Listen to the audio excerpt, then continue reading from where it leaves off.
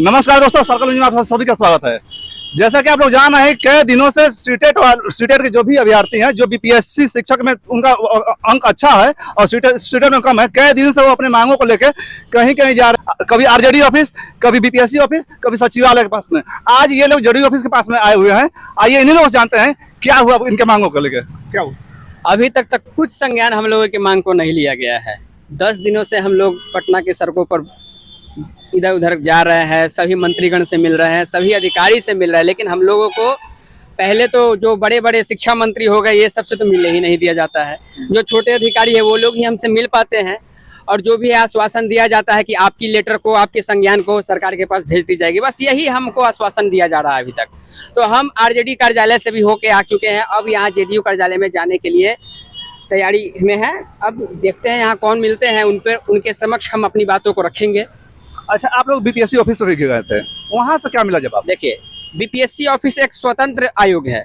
उनको सिर्फ एग्जाम लेने की मतलब जो एग्जाम लेने के लिए वो स्वतंत्र हैं। मतलब ये जो भी नियम कानून जो होता है, ये कार्यपालिका और विधायिका की काम है। तो ये जो 5% रिलैक्सेशन जो है, वो कार्यपालिका विधायिका ही इस पर कुछ कर सकती है। ये तो एक तरह से आयोग है एग्जाम लेने के लिए। तो एग्जाम, ये हमको यही आश्वासन दिया कि देखिए, ये मेरे अधिकार क्षेत्र में नहीं है, ये आप जाइए शिक्षा विभाग, अपर मुख्य सचिव के पाठक से मिलिए, माननीय शिक्षा मंत्री से मिलिए, और ये सब वही सब कर सकते हैं आपकी बातों को। कुछ दिन पहले आप लोग आरजेडी ऑफिस में गए थे, वहां से क्या जवाब? देखिए, वहां से जवाब क्या मिलेगा? वहां से तो हमें कोई आउटकम ही नहीं मिला, कुछ नहीं। वहां तो हमको पात्रता और अहर्ते समझाने में 2 घंटा लग गया, फिर भी वो नहीं समझ, मतलब मेरी बातों को समझ नहीं पाए। अब हम उसको किस ढंग से उनको हम समझा पाए? पात्रता और अहर्ता समझ में नहीं आ रहा, नहीं समझ में आ रहा। वो सिर्फ क्या बोल रहे थे इस पर? वो सिर्फ आरक्षण की बातें कर रहे थे।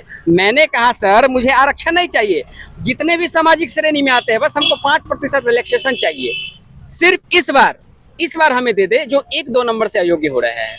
ये एक तरह से दया याचना हम कर रहे हैं। दया दृष्टि हम लोग को दीजिए, क्योंकि हम बिहार राज्य के छात्र हैं। आप बिहार राज्य के छात्र हित हेतु ये 5% का रिलैक्सेशन कर सकते हैं, यही था।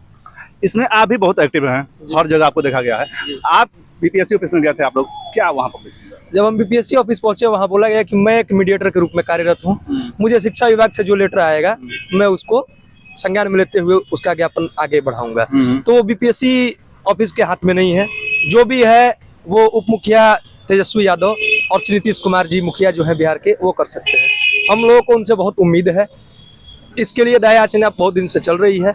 हम लोग उनसे मिलने की बहुत कोशिश कर रहे हैं कि मिला दिया जाए, लेकिन मिलने नहीं दिया जाता है। पीए साहब लोग अपना अलग देखते हैं, वो मिलने नहीं देते। अगर वहाँ मिल लेते हैं तो कार्य पूरा हो जाएगा, क्योंकि राज्य सरकार अपने हित में फैसला ले सकती है, अपने विद्यार्थियों के हित में फैसला ले सकती है।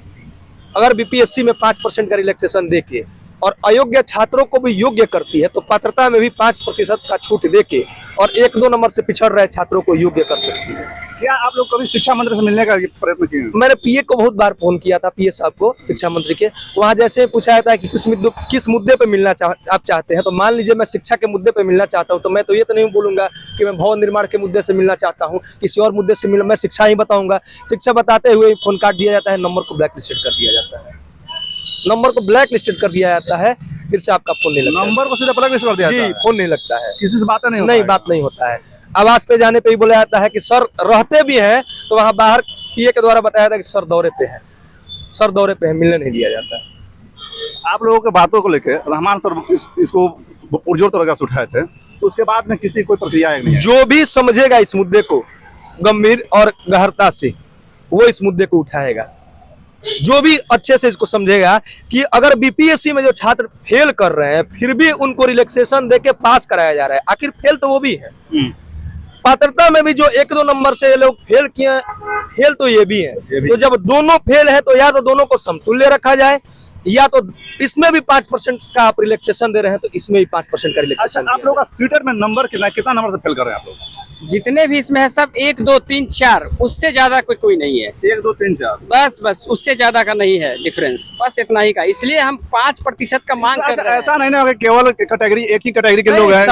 सामाजिक श्रेणियों के लिए 5% की छूट की मांग। सामाजिक श्रेणी जो कैटेगरी बांटी गई है, वो सरकार के द्वारा अपनी राजनीति करने के लिए कैटेगरी बांटी गई है। स्टूडेंट की कोई जाति नहीं होती है, कोई कैटेगरी नहीं होती है, मैं यही जानता हूँ। स्टूडेंट की कोई जाति नहीं होती है। अच्छा, आप लोग कब से आए हैं जेडीयू ऑफिस पर? हम लोग यहाँ से लगभग 3 घंटे से यहाँ पे हम लोग जेडीयू ऑफिस में किसी से मिले कि नहीं मिले? नहीं, अभी किसी से हमारी मुलाकात नहीं हो पाई है। किसी से बात तो किए होंगे? नहीं, किसी से बात नहीं, यहाँ कोई था ही नहीं। उस समय बोला जाता है कि अभी कोई नहीं है, किसी से बात नहीं हो पाई। अब हम लोग का ये प्लान है, अगला प्लान है कि हम लोग अब उप मुख्यमंत्री जी से मिलने की कोशिश करेंगे, चाहे हमको 2 दिन 3 दिन पटना रुकना ही क्यों न पड़े, लेकिन बिना उप मुख्यमंत्री जी से मिले हुए हम पटना से बाहर नहीं मतलब आप जाएंगे। लोग अब प्लान बना लिए हैं कि उप मुख्यमंत्री से मिलकर ही जी, जाएंगे? भारी संख्या में अब हम पटना में गिरेंगे और श्रीमान उप मुख्यमंत्री से हम लोग मिलने का प्रयत्न करेंगे, क्योंकि वो बोलते हैं कि हमारी जो सरकार है वो A to Z की सरकार है। अपनी मांग को उनके समक्ष रखेंगे और हमारा ये आशा, हमारा ये विश्वास है कि हमारा जो मांग है उनके संज्ञान में जाते ही इस संज्ञान को लेकर और इस पे अपना दया दृष्टि दिखाने का कष्ट करेंगे। तो आप लोग जब गए थे आरजेडी ऑफिस, ऐसे आरजेडी के वो नेता हैं, आरजेडी में गए थे तो उनके पास तो ये बात पहुंची भी होगी। जी, देखिए, अध्यक्ष लोग बैठे हैं, पता नहीं उनको किस लिए बैठाया गया, ये तो मैं बोल नहीं सकता हूँ, वो उनका नीतिगत मामला है। लेकिन हम 2 घंटा 2.5 घंटा समझाने का प्रयत्न किए, आप लोग ये मेरा मामला समझ में उनको नहीं। आप लोग जब गए तो उनको समझ में नहीं आया? जी, उनको तो नहीं समझ में आया तो ये नहीं बोले कि हमें उप मुख्यमंत्री से मिलने का? प्रदेश अध्यक्ष जी से मिलने के लिए 3 घंटा बैठना पड़ता है, पीए साहब के पैर पकड़ के बार बार गिड़गिड़ाना पड़ता है। तो आप समझिए कि सिर्फ प्रदेश अध्यक्ष जी से मिलने के लिए 3 घंटा बैठना पड़ता है, तो क्या वो मुख्यमंत्री से हमारी डायरेक्ट संवाद कराएंगे? आपको लगता है कराएंगे? नहीं कराएंगे। आप बिहार के भविष्य हैं, क्यों नहीं करा सकते हैं वो? बिहार के भविष्य होते तो हमको आज दिन 10 दिनों से रोड पे भटकना नहीं पड़ता, रोड पे भटकना नहीं पड़ता। अगर हम बिहार का भविष्य है, अगर ये सरकार सोचती तो रोड पे भटकना नहीं पड़ता बिहार के भविष्य। अच्छा, ये बोल रहे हैं कि 2 दिन 3 दिन तक हम लोग रहेंगे यहाँ पर जब तक सिर्फ उप मुख्यमंत्री से मिलना लें। आप लोग कहाँ से आए हैं पूरे? मतलब वैशाली जिला से आए हैं।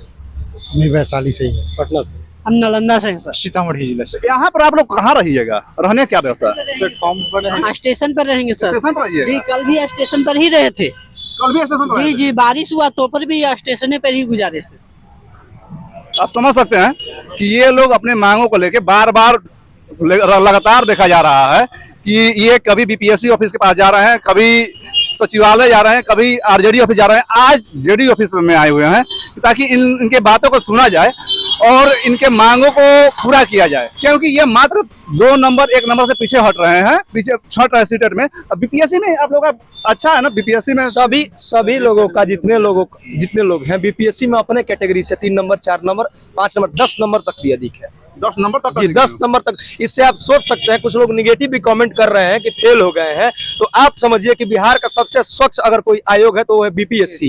इतना टफ कंपटीशन होने के बाद भी, इतना स्वच्छ आयोग होने के बावजूद भी अगर कोई बच्चा बीपीएससी का अपने कैटेगरी में 8 से 10 नंबर अधिक ला रहा है तो वो लड़का अयोग्य नहीं हो सकता। माननीय सरकार नीतीश कुमार जी से अनुरोध है कि इस ज्ञापन को अपने समक्ष रखा जाए और इस पे निर्णय लिया जाए। अच्छा, तो आप लोगों को इस पर क्या राय है, क्या विचार है, कमेंट सेक्शन में जरूर बताइएगा। आप देख रहे थे स्पार्कल न्यूज। धन्यवाद।